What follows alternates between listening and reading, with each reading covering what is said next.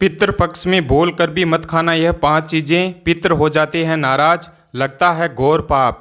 हमारे हिंदू पंचांग के अनुसार भाद्रपद मास की पूर्णिमा तिथि पर पितृपक्ष आरंभ होते हैं, जो आश्विन मास की अमावस्या जिसे सर्वपितृ अमावस्या भी कहा जाता है उस दिन समाप्त होते हैं।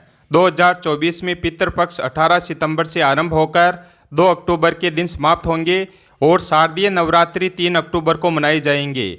घर के बच्चे, बड़े बूढ़े सभी को पितृपक्ष में कुछ ऐसी सावधानियां हैं जो बरतनी चाहिए। ऐसी मान्यता है कि मृत्यु के देवता यमराज श्राद्ध पक्ष में पितरों को वहां से मुक्त कर देते हैं ताकि वह स्वजनों के यहाँ जाकर तर्पण ग्रहण कर सके। हमारे पितृ भाद्रपद पूर्णिमा पर पितृलोक से धरती पर आ जाते हैं और 16 दिनों तक श्राद्ध, तर्पण, पिंडदान ग्रहण करके सर्व पितृ अमावस्या की रात्रि को वापस पितृलोक चले जाते हैं। इसलिए यह 16 दिन पूर्ण रूप से पितरों को समर्पित होते हैं।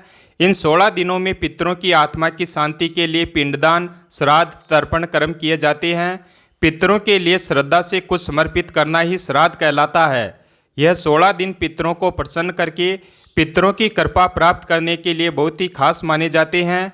जैसा कि आप सभी जानते हैं कि पितृपक्ष के दौरान कोई भी शुभ और मांगलिक कार्य नहीं किए जाते हैं। शास्त्रों में पितृपक्ष के कई नियम बताए गए हैं। अगर उन नियमों का पालन ना किया जाए तो इससे पितृदोष लगता है और पितृदेव नाराज हो जाते हैं। पितृपक्ष के दौरान शुभ और मांगलिक कार्य करने के साथ ही कुछ ऐसी चीज़ें भी होती है जिनका सेवन पितृपक्ष के दौरान भूल कर भी नहीं करना चाहिए। पितृपक्ष पितरों को समर्पित होते हैं, इसीलिए इस दौरान भोजन का विशेष महत्व होता है। इस दौरान पितरों के लिए भोजन निकाला जाता है और ब्राह्मण भोज कराया जाता है।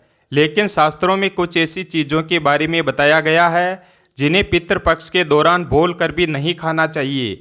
कुछ ऐसी चीज़ें हैं जिनका ना तो पितृपक्ष के दौरान सेवन करना चाहिए और ना ही पितरों को या ब्राह्मणों को इन चीज़ों का भोग लगाना चाहिए। ऐसे में हम जानते हैं कौन सी ऐसी चीज़ें हैं जिनका पितृपक्ष के दौरान भूल कर भी सेवन नहीं करना चाहिए। कौन सी ऐसी चीज़ें हैं जिनको पितृपक्ष के दौरान पितरों को या ब्राह्मणों के भोजन में भूल कर भी शामिल नहीं करना चाहिए, वरना दोष लगता है। बड़े बुजुर्गों द्वारा और ब्राह्मणों के द्वारा आपने अधिकतर यही सुना होगा कि पितृपक्ष के दौरान वही भोजन बनाएं और उसी भोजन का पितरों को या ब्राह्मणों को भोग लगाएं जो पितरों को पसंद था, तभी पितरों की आत्मा को शांति मिलती है। लेकिन यहाँ पर हम कुछ ऐसी गलतियाँ कर देते हैं। अधिकतर घरों में अधिकतर लोगों के पूर्वजों को लहसुन और प्याज पसंद होता है, तो जब भी भोजन बनाते हैं तो उसमें प्याज और लहसुन डालते हैं और पूर्वजों की पसंद के हिसाब से भोजन बनाकर ब्राह्मणों को वह भोजन करा देते हैं। या फिर जिनके पितरों को नॉनवेज पसंद होता है तो वे भी नॉनवेज लेकर किसी ज़रूरतमंद व्यक्ति को पितरों के नाम से दान कर देते हैं, जिससे कि उन्हें पितरों का आशीर्वाद प्राप्त हो। अगर आप भी ऐसा करते हैं तो भूल कर भी ऐसी गलती आगे से ना करें। शास्त्रों के अनुसार पितृपक्ष के दौरान लहसुन, प्याज, मीट और अंडे का सेवन भूल कर भी नहीं करना चाहिए और पितरों के भोजन में भी इन चीज़ों का इस्तेमाल भूल कर भी नहीं करना चाहिए। शास्त्रों के अनुसार भगवान विष्णु और माता लक्ष्मी को पितृदेव कहा गया है।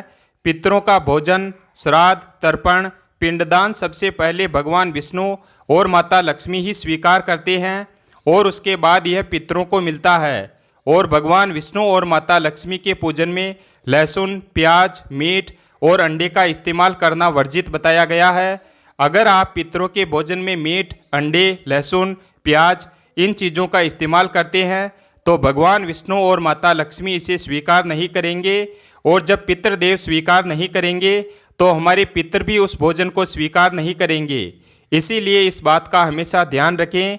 श्राद्ध पक्ष के दौरान पितरों के निमित्त जो भोजन बनाएं या ब्राह्मणों को भोजन कराने के लिए जो भी भोजन बनाएं वह बिना प्याज, लहसुन, मीट, अंडे का बनाएं और ना ही पितरों के नाम का ऐसा भोजन आप किसी ज़रूरतमंद व्यक्ति को दान दें। श्राद्ध पक्ष के दौरान पितरों का जो भोजन बनाएं वह बिना प्याज और बिना लहसुन तथा मीट, अंडे का होना चाहिए। यह सभी सामग्री शुद्ध भोजन में नहीं डालना चाहिए, घोर पाप लगता है और पितृदेव अत्यंत क्रोधित हो जाते हैं। ध्यान रखें कि पितृपक्ष के दौरान आप भी प्याज, लहसुन और मीट, अंडे का इस्तेमाल भूल कर भी ना करें। शराब आदि का सेवन भी ना करें। पितृपक्ष के दौरान बासी भोजन ना करें। इन 16 दिनों में बासी भोजन शैतान को प्राप्त होता है। पितृपक्ष के दौरान ना तो बासी भोजन करना चाहिए और ना ही किसी और को कराना चाहिए। कोई ज़रूरतमंद व्यक्ति अगर आपके द्वार पर आ जाए तो उसे भी आप बासी भोजन ना दें। शास्त्रों में बताया गया है कि पितृपक्ष के दौरान पितृ किसी भी रूप में द्वार पर आ जाते हैं और अगर ऐसे में आप पितरों को बासी भोजन दे देंगे तो इससे आपको पितृदोष लगेगा। इसीलिए इस बात का विशेष ध्यान रखें, ना तो आप बासी भोजन करें और ना किसी और को दें। पितृपक्ष के दौरान अपने खुद के लिए वस्त्र नहीं खरीदना चाहिए। इन 16 दिनों में आप वस्त्रों का दान कर सकते हैं, परंतु अपने लिए कभी वस्त्र ना खरीदें। इस दिन नए वस्त्र खरीदना शुभ माना जाता है। पितृपक्ष के दौरान पति पत्नी को दूरी बनाकर रहना चाहिए, क्योंकि इस दौरान हमारे पितृदेव हमारे घर के अंदर ही हमारे आसपास मौजूद रहते हैं और अगर आप ऐसा करेंगे तो हमारे पितृदेव नाराज होकर चले जाएंगे। पितृपक्ष के दौरान घर में रोना नहीं चाहिए, इससे भी पितृदोष लगता है। इन 16 दिनों के अंदर खुशी खुशी पितरों का स्वागत करना चाहिए और उनका आशीर्वाद प्राप्त करना चाहिए। पितृपक्ष में पितरों का भोजन बनाते समय भोजन में चावल, दाल या रोटी ना बनाएं। पितरों के लिए सदैव पक्का भोजन बनाएं, जैसे कि पूड़ी, कचौड़ी, पराठे इत्यादि आदि बनाए जाते हैं। हलवा पूरी बनाए जाते हैं, खीर आदि बनाए जाते हैं। पितरों को खीर बहुत पसंद आती है। खीर खाकर हमारे पितर हमें ढेरों आशीर्वाद देते हैं। पितृपक्ष के दौरान आप स्वयं दाल, चावल, रोटी आदि खा सकते हैं, परंतु पितरों को ये चीज़ें ना दें। लेकिन याद रहे, पितरों का जो भोजन बनाएं और ब्राह्मणों को जो भोजन कराएं वह पक्का ही बनाएं, जैसे कि खीर पूरी, मूंग दाल की कचौड़ी, दही जलेबी, इन चीज़ों को आप बना सकते हैं। लेकिन याद रहे, पितृपक्ष के दौरान घर में मसूर की दाल नहीं खानी चाहिए। शास्त्रों में इसे वर्जित बताया गया है।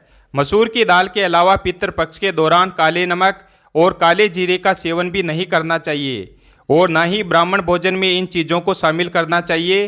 पितृपक्ष के दौरान मूली, लौकी, खीरा और सरसों का साग ना तो खाया जाता है और ना ही खिलाया जाता है। श्राद्ध पक्ष में इन चीज़ों को खाना और खिलाना दोनों ही वर्जित होता है। श्राद्ध पक्ष के दौरान पितरों के भोजन में नींबू नहीं डाला जाता है। आप स्वयं नींबू का सेवन कर सकते हैं, लेकिन पितरों के भोजन में और ब्राह्मण भोजन में नींबू ना डालें। पितृपक्ष के दौरान कई तांत्रिक क्रियाएं भी की जाती है, इसीलिए इस दौरान दूध, दही या फिर सफ़ेद खाद्य पदार्थ जैसे कि सफ़ेद रंग की मिठाइयाँ, बर्फ़ी इत्यादि का सेवन नहीं करना चाहिए। लेकिन हाँ, यह चीज़ें आप अपने घर में ही बनाकर खा सकते हैं। पितृपक्ष के दौरान गाय के दूध का सेवन करने से बचना चाहिए, खास तौर पर वह गाय जिसने हाल ही में बछड़े को जन्म दिया हो। ऐसी गाय के दूध का सेवन भूल कर भी ना करें। पितृपक्ष के दौरान खीर अवश्य ही बनाई जाती है और खीर का पितरों को और ब्राह्मणों को भोग लगाया जाता है। इसीलिए आप पितृपक्ष के दौरान दूध से खीर बनाकर उसका भोग लगाकर प्रसाद के रूप में उसे ग्रहण कर सकते हैं, लेकिन खाली दूध का सेवन ना करें, यानी सीधे दूध का सेवन ना करें। पितृपक्ष के दौरान कड्डी बनाना या खाना भी वर्जित होता है, इस बात का विशेष ध्यान रखें। पितृपक्ष के दौरान कुलते की दाल का भी सेवन ना करें। ध्यान रखें, पितृपक्ष के दौरान आप पितरों के लिए जो भी भोजन बनाएं उस भोजन में आप तिल अवश्य ही डालें।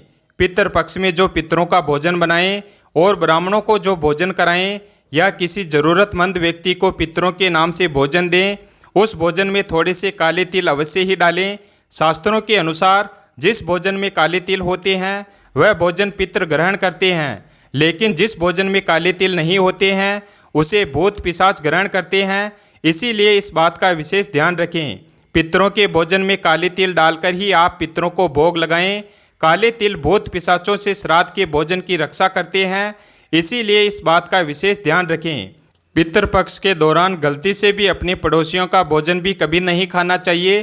पितृपक्ष के दौरान उधार लिया गया पैसा अशुभ माना जाता है, इससे उल्टा कर्ज का बोझ और बढ़ जाता है। पितृपक्ष में कोई भी ऐसा कार्य ना करें जिससे हमारे पितर नाराज हो जाएं। आप थोड़े से प्रयास से पितरों को प्रसन्न कर सकते हैं। गरुड़ पुराण के अनुसार ऐसे कुछ व्यंजन हैं जो आपको पितरों के लिए बनाने चाहिए। सबसे पहला है दूध और चीनी से बनी खीर। पितरों के लिए अगर आप बहुत सारे व्यंजन न बना पाएँ या आपकी परिस्थिति इस अनुकूल ना हो तो पितरों की तृप्ति के लिए आपको दूध और चीनी से बनी खीर अवश्य बनानी चाहिए, जिसमें सूखे मेवे डालकर पितरों को परोसें। इस व्यंजन से उन्हें सबसे ज़्यादा आनंद मिलता है और वह प्रसन्न होकर आपके द्वार से लौटते हैं। दूसरी है कद्दू की सब्जी। गरुड़ पुराण के अनुसार कद्दू की सब्जी पितरों को बहुत अधिक प्रिय होती है। कद्दू एक सात्विक व्यंजन है जो श्राद्ध प्रसाद में अक्सर परोसा जाता है। अगर आप भी श्राद्ध का भोजन बना रहे हैं तो कद्दू की सब्जी अवश्य बनाएं और पितरों का आह्वान करते हुए उन्हें अर्पण करें। तीसरी है शुद्ध घी की रोटी।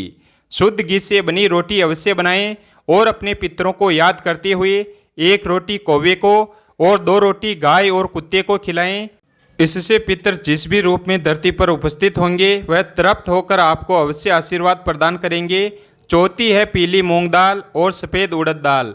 इन दोनों दालों के विषय में गरुड़ पुराण में बताया गया है, जिसमें 2 दालों से बनने वाले व्यंजन चाहे वह मीठे हो या नमकीन अवश्य पितरों के लिए बनाने चाहिए। अगर आप उनकी श्राद्ध तिथि पर यह दालें बनाते हैं तो अधिक लाभदायी होता है। इसके अलावा आलू गेहूं से बनी पूरी, मीठे गुड़ की रोटी, मीठे केसर वाले चावल, काले चने और बेसन से बनी चीज़ें भी पितरों के लिए बनाई जाए तो पितर प्रसन्न होकर उन्हें ग्रहण करते हैं। आइए अब जानते हैं भोजन कैसे बनाना चाहिए। जैसे हम ईश्वर का भोग बनाते समय उसे नहीं चखते या उसे झूठा नहीं करते, ठीक उसी प्रकार हमें पितरों का भोजन भी उन्हें अर्पण करने से पहले चखना नहीं चाहिए और ना ही झूठा करना चाहिए। भोजन बनाने से पहले आपको पूरी तरह से शुद्ध होना चाहिए। बिना स्नान आपको पितृ भोजन नहीं बनाना चाहिए और जो स्त्री मासिक धर्म में हो उस वक्त भी उन्हें पितृ भोजन नहीं बनाना चाहिए।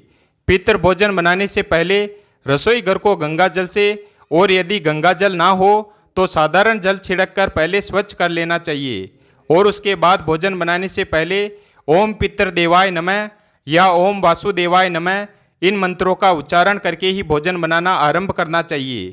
आइए अब जानते हैं कैसा भोजन नहीं बनाना चाहिए।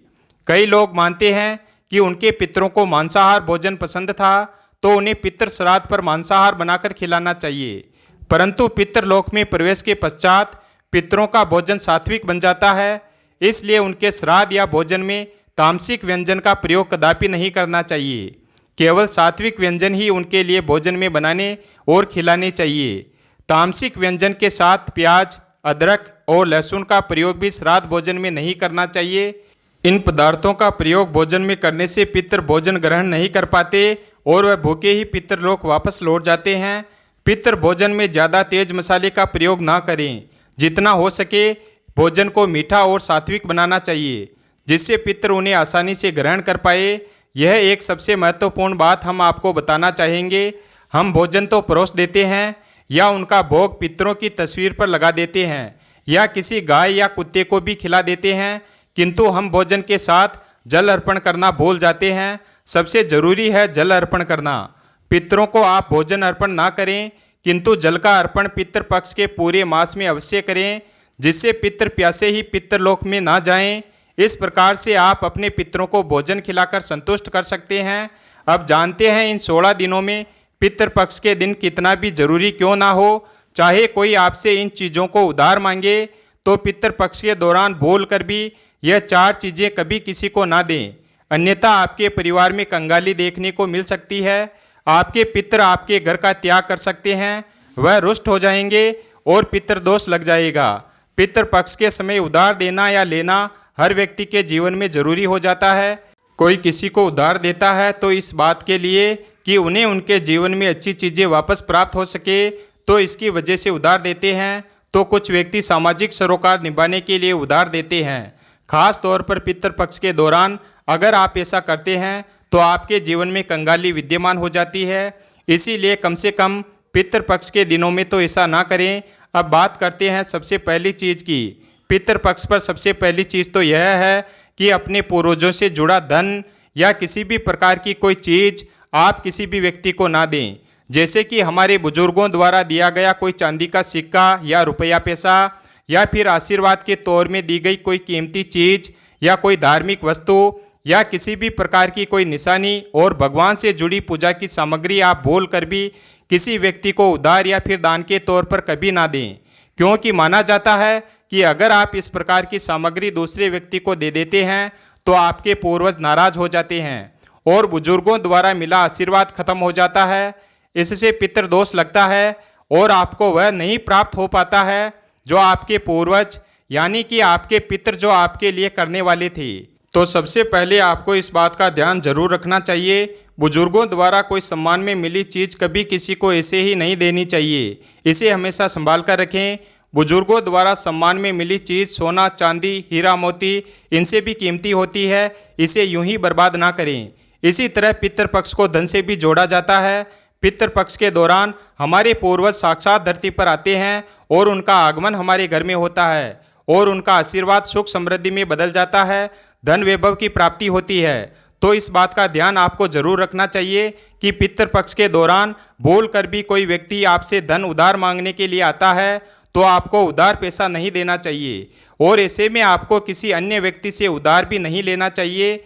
ऐसी मान्यता है कि पितृपक्ष के दौरान आप जो पैसा उधार देते हैं या लेते हैं तो वह धन कभी लौटकर नहीं आता है, बल्कि इस समय धन देने वाला और लेने वाला दोनों कर्ज में डूब जाते हैं।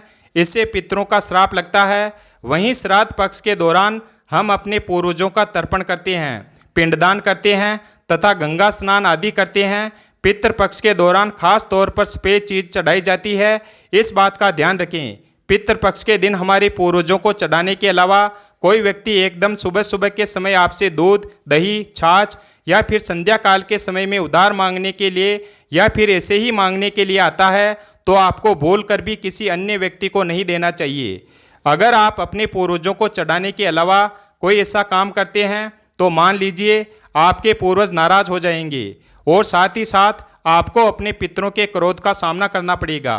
इसीलिए पितृपक्ष के दौरान कोई भी लेन देन ना करें। पितृपक्ष में चावल के साथ काले तिल मिलाकर दान करने से पितृदोष हमेशा के लिए समाप्त हो जाता है। हमारे पूर्वज प्रसन्न हो जाते हैं। गाय को रोटी में गुड़ मिलाकर और थोड़े से काले तिल मिलाकर खिलाने से पितृदोष हमेशा हमेशा के लिए समाप्त हो जाता है। वीडियो अगर पसंद आया हो तो वीडियो को लाइक और हमारे चैनल शिव भक्त को सब्सक्राइब करें और अपने दोस्तों के साथ शेयर करें। धन्यवाद और कमेंट